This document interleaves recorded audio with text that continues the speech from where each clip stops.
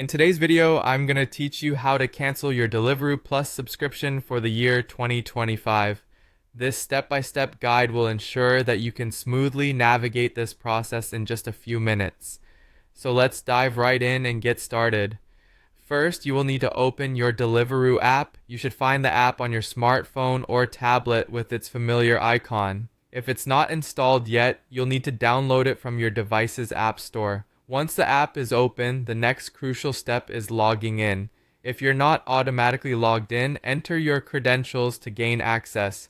It's important to ensure you log in with the correct account linked to your subscription to avoid any confusion later on. Once logged in successfully, locate your account profile. You'll find this icon conveniently positioned at the bottom right of your screen. Tapping on this will take you to your personal account settings. Here you'll be able to manage various preferences related to your account. In this section, keep an eye out for an option labeled Deliveroo Plus. This part of your account holds the key to managing your subscription services with Deliveroo.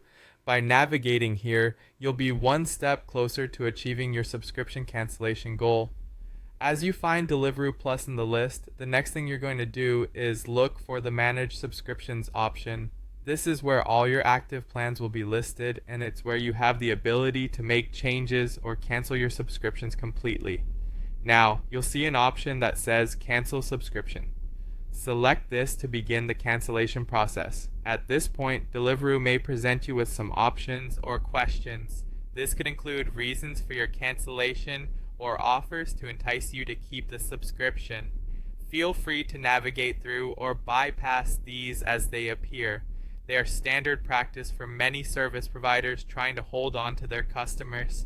By reaching this stage and confirming your choice, you will have successfully initiated the cancellation of your Deliveroo Plus subscription. Make sure you get a confirmation of this cancellation either via an in-app notification or through an email, as this will serve as proof and peace of mind that your subscription has indeed been terminated.